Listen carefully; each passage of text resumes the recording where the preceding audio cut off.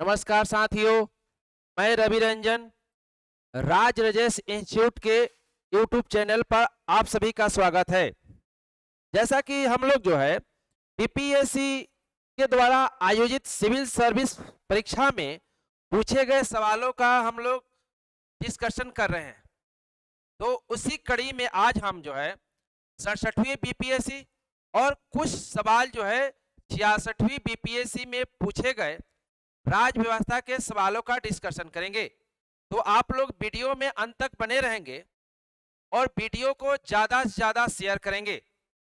हम लोगों का लक्ष्य है बीपीएससी द्वारा आयोजित सिविल सर्विस परीक्षा में पूछे गए सारे सवालों का डिस्कशन करना।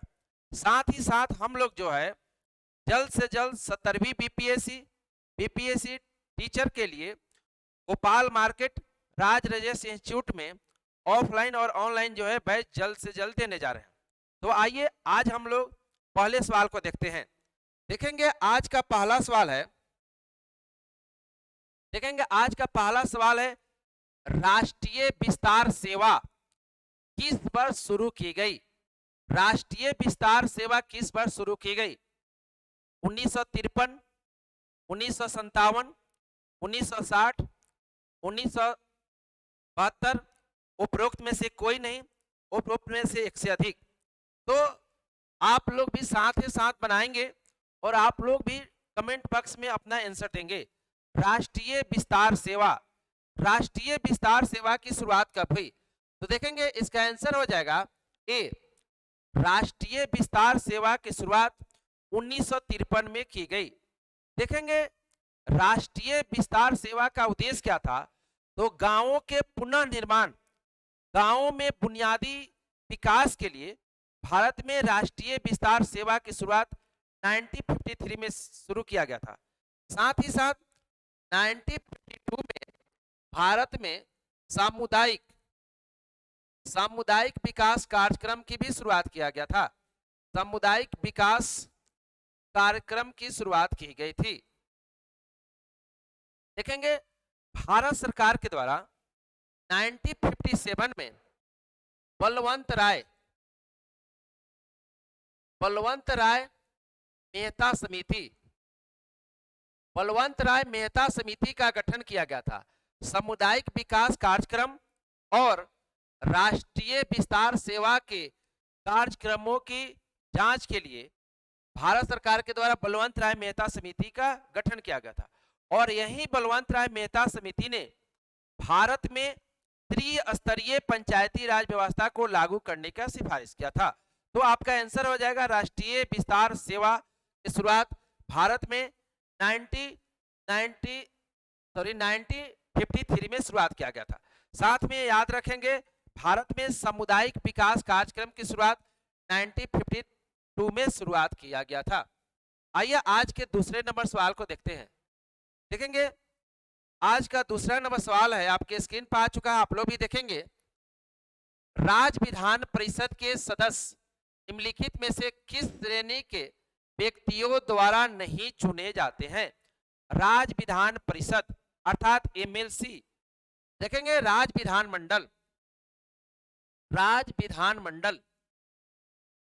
देखेंगे राज्य विधान मंडल के वर्णन जो है संविधान के आर्टिकल 168 में राज्य के विधानमंडल का वर्णन है, जिसमें गवर्नर, विधानसभा और जिस राज्य में विधान परिषद है उस राज्य में विधान परिषद होते हैं। देखेंगे विधानसभा के सदस्य को MLA, member of legislative assembly कहा जाता है और विधान परिषद के सदस्यों को MLC, member of legislative council कहा जाता है।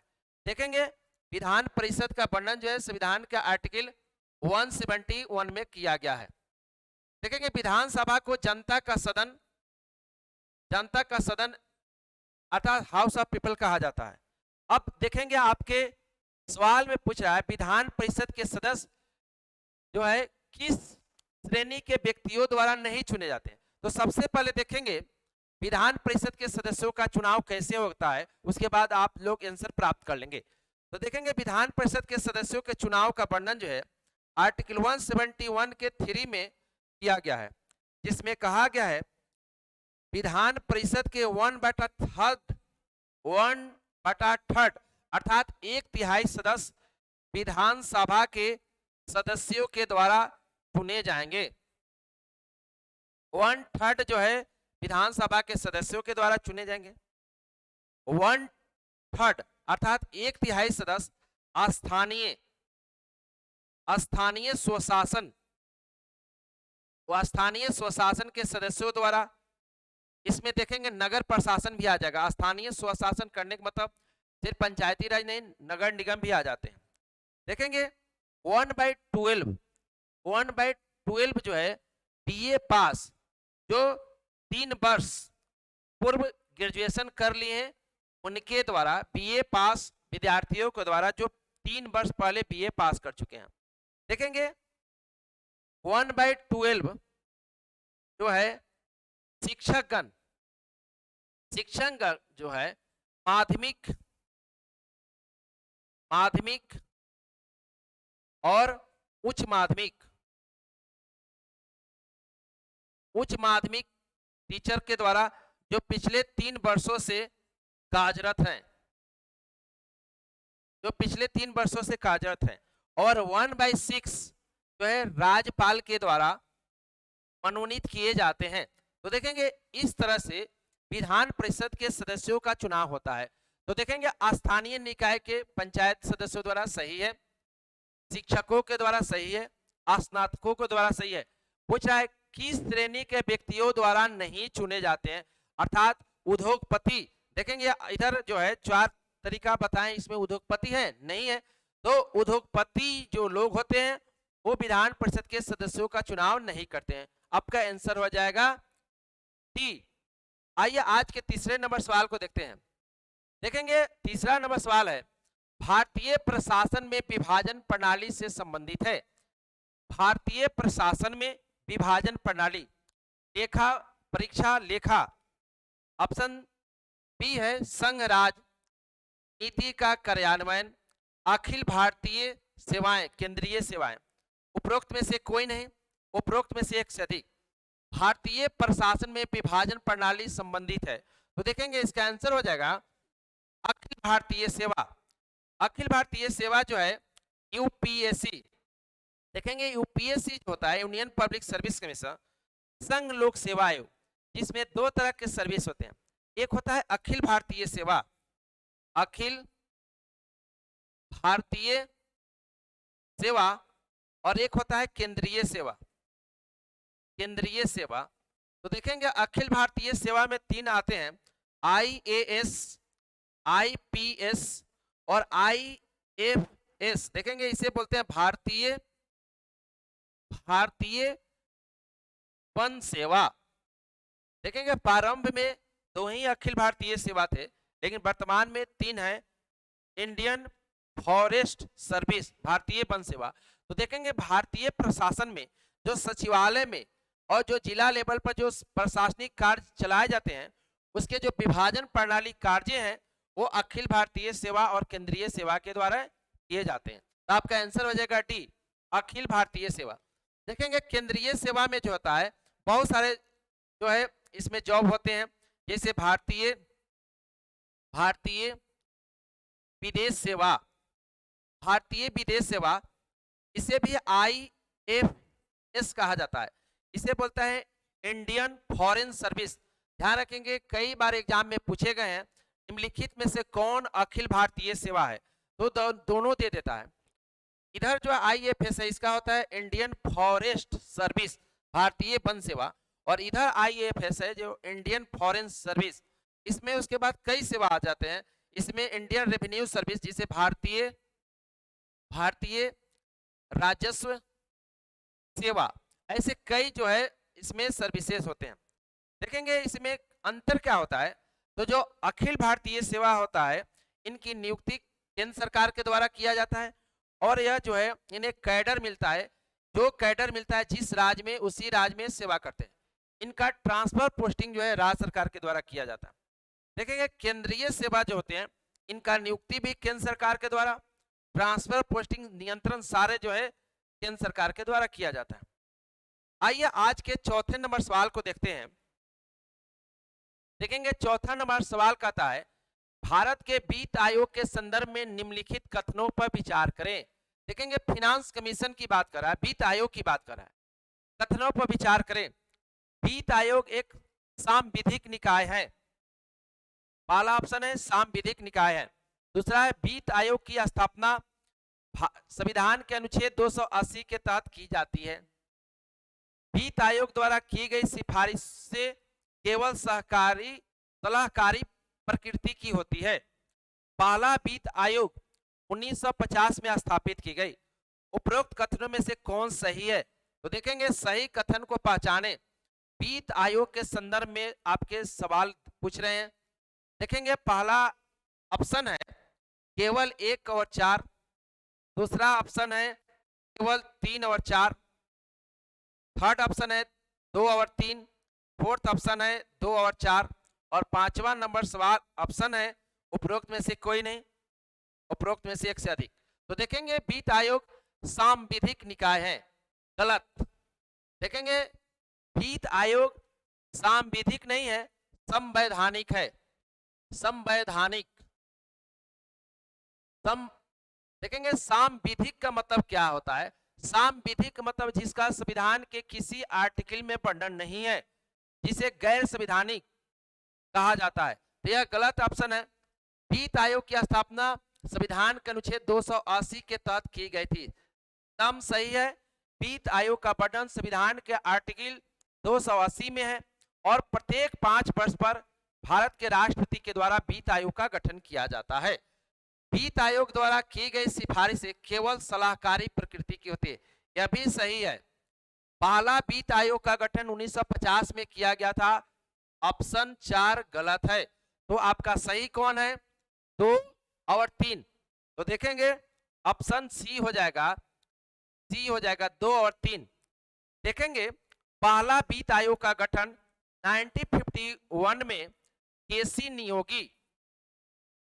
नियोगी की अध्यक्षता में पहला वित्त आयोग का गठन किया गया था। देखेंगे वर्तमान में 16वें वित्त आयोग का गठन भारत के राष्ट्रपति के द्वारा किया गया वर्ष 2023 में और 16वें वित्त आयोग के अध्यक्ष अरविंद पनगड़िया। देखेंगे 16वें वित्त आयोग के अध्यक्ष अरविंद पनगड़िया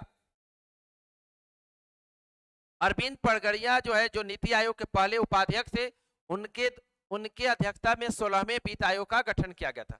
देखेंगे वित्त आयोग में एक अध्यक्ष और 4 अन्य सदस्य होते हैं। वित्त आयोग अपना रिपोर्ट भारत के राष्ट्रपति को सौंपता है। देखेंगे इसके पहले 15वां वित्त आयोग का गठन एन.के. सिंह की अध्यक्षता में किया गया था। बिहार के ही थे एन.के. सिंह, नंदकिशोर सिंह। उनके अध्यक्षता में 15वां वित्त आयोग का गठन किया गया था, जिसने अपने रिपोर्ट में जो बताया था केंद्रीय राजस्व में राज्यों की भागीदारी 41% होगी। राज्यों की भागीदारी। देखेंगे सवाल ऐसे पूछे गए थे एक बार, जो 14वें वित्त आयोग के आधार पर केंद्रीय राजस्व में राज्यों का भागीदारी कितना है। तो 14वें वित्त आयोग के द्वारा केंद्रीय राजस्व में राज्यों का भागीदारी 42% था और 15वें वित्त आयोग के द्वारा सिफारिश में यह जो है केंद्रीय राजस्व में राज्यों की भागीदारी वर्तमान में 41% है, क्योंकि जम्मू कश्मीर जो राज्य था वह अब केंद्र शासित प्रदेश हो गया, जिसके कारण भागीदारी को 42% से घटाकर 41% कर दिया गया। आइए आज के 5वें नंबर सवाल को देखते हैं। देखेंगे आज का 5वां नंबर सवाल भी, देखेंगे आज का 5वां नंबर सवाल भी जो है आपके वित्त आयोग से है। देखेंगे आज जो हम लोग 15 सवाल का जो डिस्कशन कर रहे हैं, उसमें कुछ क्वेश्चन जो है 3-4 क्वेश्चन जो है 66वीं बीपीएससी में पूछे गए सवालों को हम लोग कर रहे हैं। देखेंगे आज का 5वां सवाल भी कर रहा है, निम्नलिखित में से कौन 15वें वित्त आयोग के सदस्य नहीं थे। ऑप्शन है अशोक कुमार लाहिड़ी, देखेंगे सुदीपो मंडल, रमेश चंद, अजय नारायण झा, उपरोक्त में से कोई नहीं, उपरोक्त में से एक से अधिक। तो आप लोग भी जल्दी से जल्दी कमेंट बॉक्स में आंसर देंगे कि कौन जो है 15वें वित्त आयोग के जो है सदस्य नहीं थे। तो आप लोग भी जल्दी से जल्दी अपना आंसर बताएंगे। तो देखेंगे आंसर हो जाएगा सुदीपो मंडल। सुदीपो मंडल जो थे 15वें वित्त आयोग के सदस्य नहीं थे। देखेंगे अशोक कुमार लाहिड़ी भी थे, रमेश चंद्र भी थे और अजय नारायण झा भी थे। देखेंगे 15वें वित्त आयोग के जो अध्यक्ष थे एनके सिंह थे। एनके सिंह 15वें वित्त आयोग के अध्यक्ष एनके सिंह थे और 15वें वित्त आयोग के सिफारिश के अनुसार केंद्रीय राजस्व में राज्यों के भागीदारी जो है आपको 41% निर्धारित की गई। देखेंगे वित्त आयोग का गठन भारत के राष्ट्रपति के द्वारा अनुच्छेद 280 के तहत किया जाता है। वित्त आयोग जो है 5 वर्ष के लिए कार्य करता है। देखेंगे 15वें वित्त आयोग का गठन जो किए गए थे उसका कार्यकाल जो है 21 से 25 था, 2020 से 25 था, लेकिन कोरोना के कारण इसका कार्यकाल बढ़ा दिया गया 1 वर्ष, तो इसका कार्यकाल 2026 तक है। अभी जो है 16वें वित्त आयोग का गठन हो चुका है 2023 में, जिसके अध्यक्ष अरविंद पनगड़िया हैं। आइए आज के 6ठे नंबर सवाल को देखते हैं। देखेंगे आज का 6ठा नंबर सवाल है, निम्नलिखित में से कौन राष्ट्रीय विकास परिषद का हिस्सा नहीं है? नीति आयोग के सचिव, योजना और कार्यक्रम कार्यान्वयन मंत्रालय के सचिव, नीति आयोग के उपाध्यक्ष, भारत के वित्त आयोग के अध्यक्ष, उपरोक्त में से कोई नहीं, उपरोक्त में से एक से अधिक। तो आप लोग भी बताएंगे कौन राष्ट्रीय विकास परिषद के सदस्य नहीं है, कौन राष्ट्रीय विकास परिषद में सदस्य नहीं होते हैं। तो देखेंगे आंसर इसका हो जाएगा भारत के वित्त आयोग के अध्यक्ष राष्ट्रीय विकास परिषद, जिसे एनडीसी कहा जाता है, वो नहीं थे। देखेंगे राष्ट्रीय विकास परिषद का गठन 1952 में राष्ट्रीय विकास परिषद का गठन किया गया था। देखेंगे राष्ट्रीय विकास परिषद के अध्यक्ष, देखेंगे राष्ट्रीय विकास परिषद के अध्यक्ष भारत के प्रधानमंत्री राष्ट्रीय विकास परिषद एनडीसी के पदेन अध्यक्ष होते हैं। तो देखेंगे नीति, अब योजना आयोग के स्थान पर नीति आयोग आ गया है, तो नीति आयोग के सचिव, नीति आयोग के उपाध्यक्ष, प्रधानमंत्री, ये सारे लोग जो होते हैं राष्ट्रीय विकास परिषद के सदस्य होते हैं। साथ ही साथ भारत के सभी राज्यों के मुख्यमंत्री भी राष्ट्रीय विकास परिषद के सदस्य होते हैं। देखेंगे वित्त आयोग के अध्यक्ष, वित्त आयोग के अध्यक्ष राष्ट्रीय विकास परिषद के अध्यक्ष नहीं, सदस्य नहीं होते हैं। आइए आज के 7वें नंबर सवाल को देखते हैं। 1946 में स्थापित अंतरिम सरकार में राजेंद्र प्रसाद के पास कौन सा विभाग था? अंतरिम सरकार में डॉक्टर राजेंद्र प्रसाद के पास कौन सा विभाग था?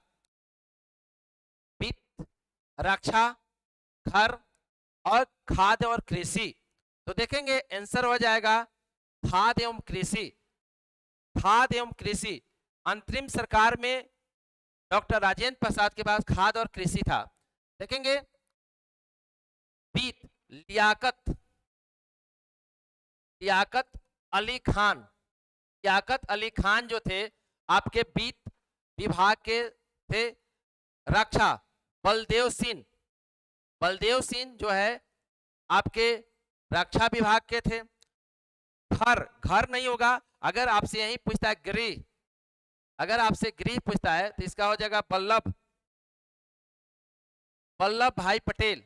वल्लभ भाई पटेल जो थे आपके गृह विभाग के सदस्य थे, उनके पास गृह विभाग उनके पास था।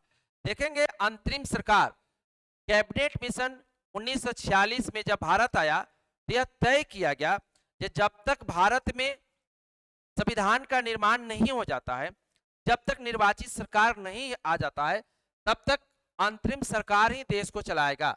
तो पंडित जवाहरलाल नेहरू की अध्यक्षता में 2 सितंबर 1946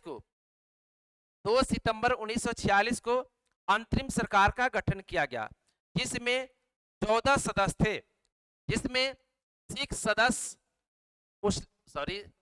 सदस्य जो है कांग्रेस से होंगे, 6 सदस्य कांग्रेस से होंगे, 5 सदस्य मुस्लिम लीग से होंगे, मुस्लिम लीग से होंगे, एक सिख होंगे, एक ईसाई होंगे, एक पारसी होंगे। देखेंगे 14 सदस्यों का निर्धारण किया गया था अंतरिम सरकार में। तो आइए आज के अगले सवाल को देखते हैं। आज के 8वें नंबर सवाल को देखते हैं। देखेंगे आज का 8वां नंबर सवाल है, भारत में किस वर्ष रेल बजट को आम बजट में मिला दिया गया? देखेंगे भारत में किस वर्ष रेल बजट को आम बजट में मिला दिया गया था? ऑप्शन है 2015, 2016, 2017, 2018। उपरोक्त में से कोई नहीं, उपरोक्त में से एक से अधिक। देखेंगे किस वर्ष रेल बजट को आम बजट में मिला दिया गया था? तो देखेंगे आंसर हो जाएगा 2017। देखेंगे भारत में पहली बार 1924 में एकवर्थ समिति के अनुशंसा पर रेल बजट को आम बजट में मिला दिया गया था। देखेंगे वर्ष 2024 में रेल बजट को आम बजट से क्या किया गया था? अलग किया गया था। और 2024 से 2016 तक रेल बजट अलग प्रस्तुत होता था और आम बजट अलग प्रस्तुत होता था। लेकिन 2017 में रेल बजट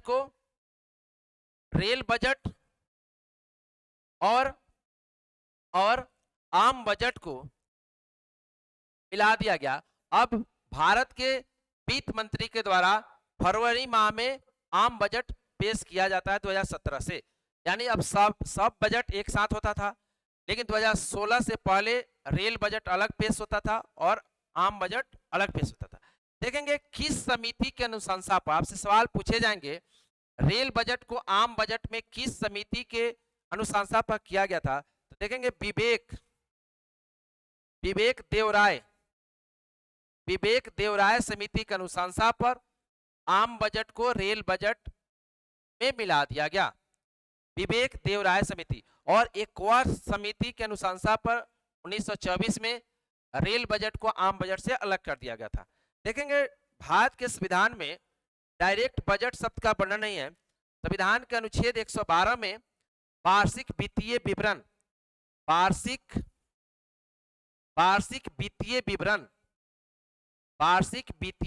का वर्णन है, जिसे आम बोलचाल में बजट कहा जाता है।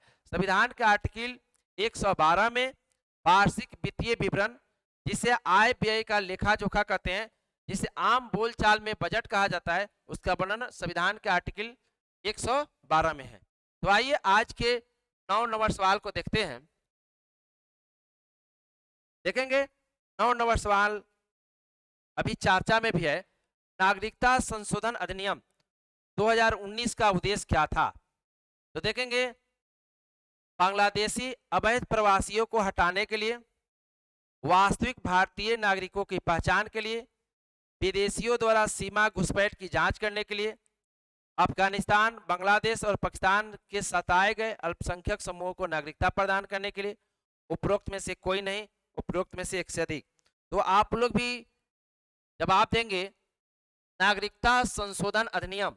देखेंगे इसे CAA कहा जाता है, सिटीजनशिप अमेंडमेंट एक्ट, नागरिकता संशोधन अधिनियम, जो कि दिसंबर 2019 में पारित हुआ था, जिसका आंसर आपका हो जाएगा डी, यानी अफगानिस्तान, बांग्लादेश और पाकिस्तान के धार्मिक प्रताड़ित लोग जो भारत में नागरिकता की मांग कर रहे थे, इन 3 देशों के जो अल्पसंख्यक समुदाय के लोग थे जो वहां पर धार्मिक रूप से प्रताड़ित थे, उन्हें नागरिकता प्रदान करने के लिए 2019 में सिटीजनशिप अमेंडमेंट एक्ट पारित किया गया था, जिसके तहत पाकिस्तान, अफगानिस्तान, बांग्लादेश के हिंदू,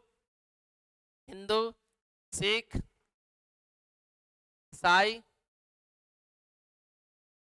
बौद्ध, जैन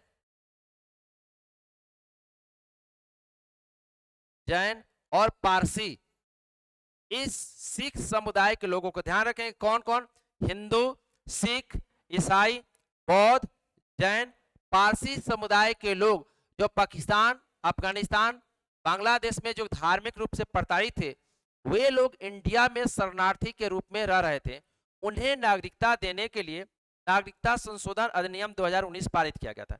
देखेंगे इनके लिए जो है यह अवधि था जो पहले 11 वर्ष इंडिया में रहना होगा। इस अवधि को घटाकर वर्तमान में 5 वर्ष कर दिया गया है। देखेंगे साथ ही साथ नागरिकता संशोधन अधिनियम के द्वारा यह प्रावधान किया गया कि जो लोग पाकिस्तान, अफगानिस्तान, बांग्लादेश से 31 दिसंबर, देखेंगे एक कट ऑफ डेट है, 31 दिसंबर 2014 से पहले जो लोग पाकिस्तान, अफगानिस्तान, बांग्लादेश से इंडिया में आ गए हैं, उन्हें नागरिकता दिया जाएगा। देखेंगे भारत में नागरिकता 5 तरह से दिए जाते हैं। नागरिकता के प्राप्ति के 5 आधार हैं। जन्म से, दूसरा है वंशानुगत, तीसरा है पंजीकरण,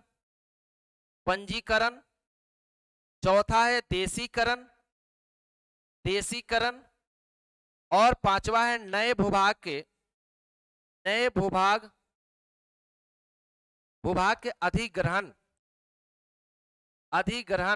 देखेंगे आपसे सवाल पूछे जाएंगे, पाकिस्तान, अफगानिस्तान और बांग्लादेश से जो लोग धार्मिक प्रताड़ित रूप से इंडिया में आकर रह रहे थे, उन्हें भारत में किस आधार पर नागरिकता दिया जाएगा? तो देखेंगे इसका आंसर हो जाएगा पंजीकरण और देशीकरण। याद रखेंगे, जो पाकिस्तान, अफगानिस्तान, बांग्लादेश से जो लोग आए हैं, उन्हें पंजीकरण और देशीकरण के द्वारा नागरिकता दिया जाएगा। कितने समुदाय के लोग हैं? देखेंगे इसमें मुस्लिम नहीं है, हिंदू है, सिख है, ईसाई है, बौद्ध है, जैन है, पारसी है। और इनके लिए कट ऑफ डेट निर्धारित किया गया है। जो लोग 31 दिसंबर 2014 से पहले इंडिया में आए हैं, उन्हें पंजीकरण और देशीकरण के द्वारा भारत की नागरिकता दिया जाएगा। देखेंगे पहले यह अवधि उनके लिए 11 वर्ष था, उस अवधि को घटाकर वर्तमान में 5 वर्ष कर दिया गया है। तो आइए आज के 10 नंबर सवाल को देखेंगे। देखेंगे 10वां नंबर सवाल आपका कह रहा है, जम्मू और कश्मीर राज्य के विभाजन के बाद बने किस केंद्रशासित प्रदेश में अपनी खुद की विधायिका नहीं है? देखेंगे भारत में वर्तमान में 8 केंद्रशासित प्रदेश हैं, लेकिन पूछ रहा है इसमें से कौन से केंद्रशासित प्रदेश है जिसका खुद का विधायिका नहीं है? ऑप्शन है जम्मू कश्मीर, ऑप्शन है ए जम्मू, ऑप्शन बी है कश्मीर, ऑप्शन सी है लद्दाख, ऑप्शन डी है कश्मीर और लद्दाख दोनों, ऑप्शन ई है उपरोक्त में से कोई नहीं, उपरोक्त में से एक से अधिक। तो देखेंगे इसका आंसर हो जाएगा लद्दाख। लद्दाख की अपनी विधायिका नहीं है। देखेंगे भारत में वर्तमान में 8 केंद्र शासित प्रदेश हैं। भारत में वर्तमान में 8 केंद्र शासित प्रदेश हैं। यूटी की संख्या 8 है। यूटी जिसे यूनियन टेरिटरी कहा जाता है 8 है, लेकिन जिसमें 3 ही केंद्र शासित प्रदेश है जहां विधानसभा है यानी विधायिका है। वो है दिल्ली,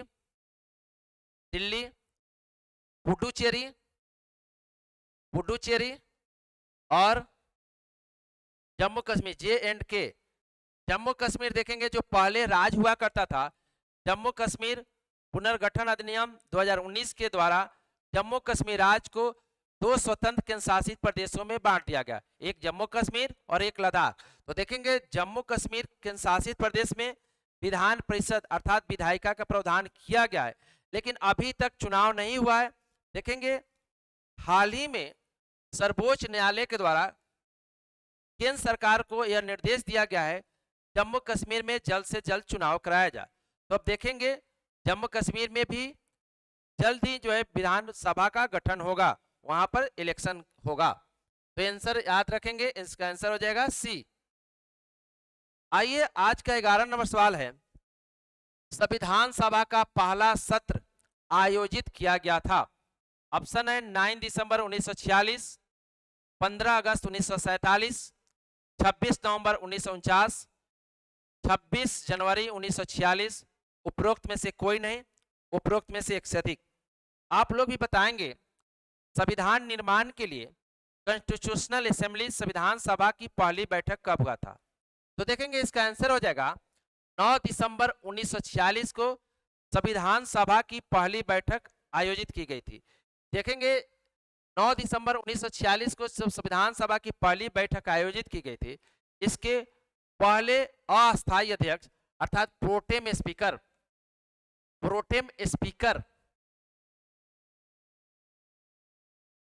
डॉक्टर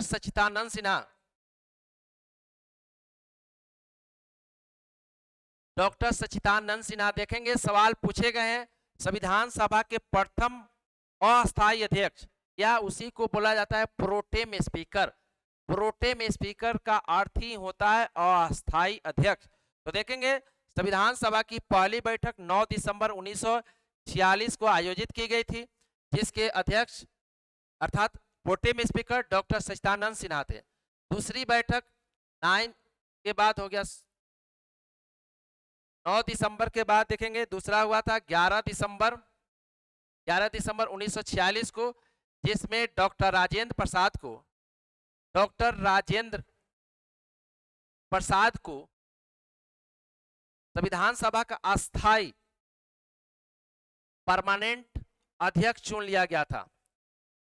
और इसी दिन जो है डॉक्टर एच.सी. मुखर्जी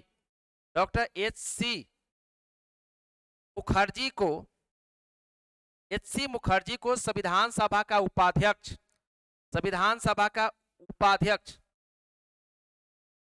और साथ ही साथ देखेंगे संविधान सभा में 2 उपाध्यक्ष थे, एच.सी. मुखर्जी और बी.टी. कृष्णाचारी को संविधान सभा का उपाध्यक्ष।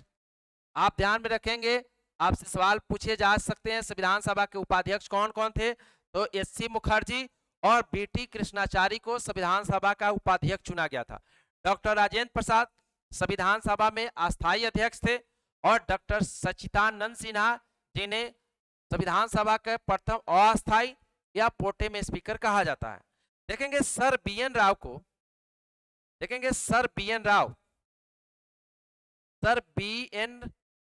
राव को संवैधानिक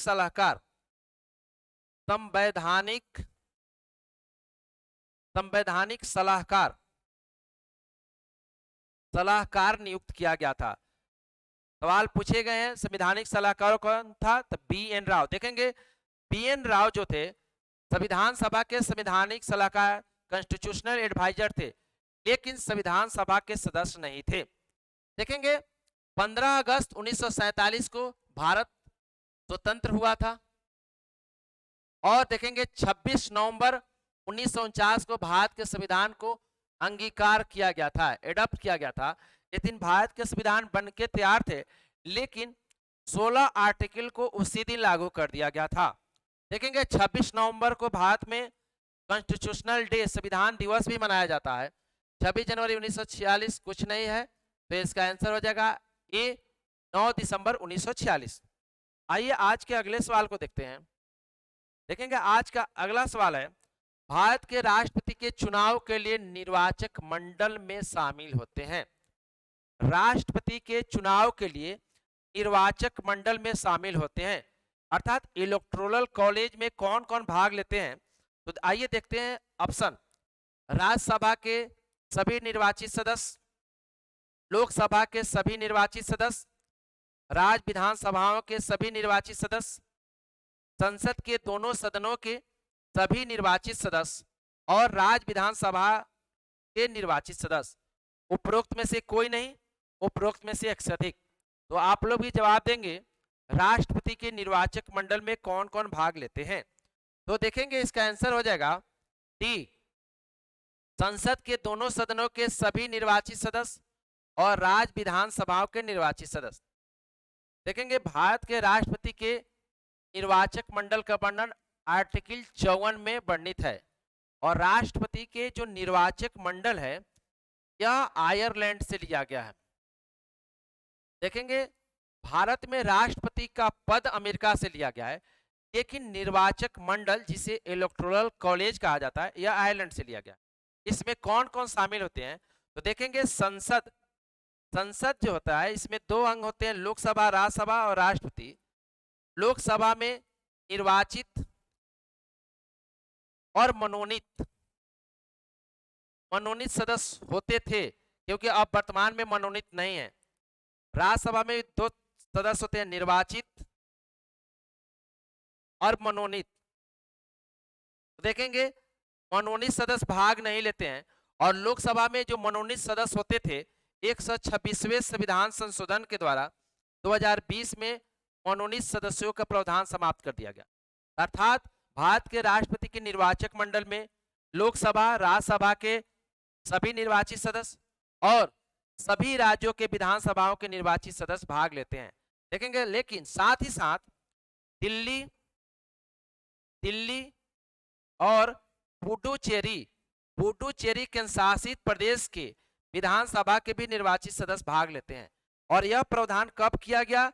तो 70वें संविधान संशोधन के द्वारा 1992 में 1992 में यह प्रावधान किया गया कि केंद्र शासित प्रदेश दिल्ली और पुडुचेरी विधानसभा के भी निर्वाचित सदस्य राष्ट्रपति के निर्वाचक मंडल में भाग लेंगे। अब देखेंगे केंद्र शासित प्रदेश जम्मू कश्मीर, जहां पर विधानसभा का प्रावधान किया गया है, तो विधानसभा के गठन होने के बाद अब दिल्ली केंद्र शासित प्रदेश के भी सदस्य, निर्वाचित सदस्य राष्ट्रपति के निर्वाचक मंडल में भाग ले सकते हैं। तो आइए आज के अगले सवाल को देखते हैं। आज का अगला सवाल है, भारतीय संविधान के अनुच्छेद 110 के तहत धन विधेयक की परिभाषा क्या है? धन विधेयक, मनी बिल। तो देखेंगे धन विधेयक की क्या परिभाषा? कर के विनियमन में अधिरोपण या परिवर्तन, धन के उधार का विनियमन, भारत की संचित निधि से धन का विनियोग, भारत की संचित निधि पर भारित किए जाने वाले किसी व्यय की घोषणा। उपरोक्त में से कोई नहीं, उपरोक्त में से एक से अधिक। तो देखेंगे धन विधेयक की जो परिभाषा दिया गया है यह सभी सही है। इसका आंसर हो जाएगा ई। ए भी सही है, बी भी सही है, सी भी, डी भी, सारे जो है सही दिए गए हैं। धन विधेयक की चर्चा देखेंगे। धन विधेयक की परिभाषा अनुच्छेद 110 में है, और धन विधेयक जो है इसकी चर्चा जो है अनुच्छेद 109 में है। धन विधेयक पहली बार लोकसभा में ही प्रस्तुत किया जाता है, लोकसभा में प्रस्तुत किया जाता है, और धन विधेयक लोकसभा से पारित होने के बाद राज्यसभा में प्रस्तुत किया जाता है, और राज्यसभा उस धन विधेयक को मात्र 14 दिन तक ही रोक सकता है। 14 दिन में अगर राज्यसभा पारित नहीं करता है तो दोनों सदन से पारित मान लिया जाता है। देखेंगे कोई भी विधेयक धन विधेयक है कि नहीं, इसकी पुष्टि लोकसभा अध्यक्ष के द्वारा किया जाता है। आइए आज के 14 नंबर सवाल को देखते हैं। इंदिरा साहनी बनाम भारत संघ मामले में सुप्रीम कोर्ट का फैसला किस मुद्दे से संबंधित था? आइए ऑप्शन है, सरकारी नौकरी में ओबीसी आरक्षण के मामले के संबंध में, बुनियादी संरचना सिद्धांत, एससी के लिए पदोन्नति में आरक्षण की स्वीकृति, एसटी के लिए आरक्षण का विस्तार।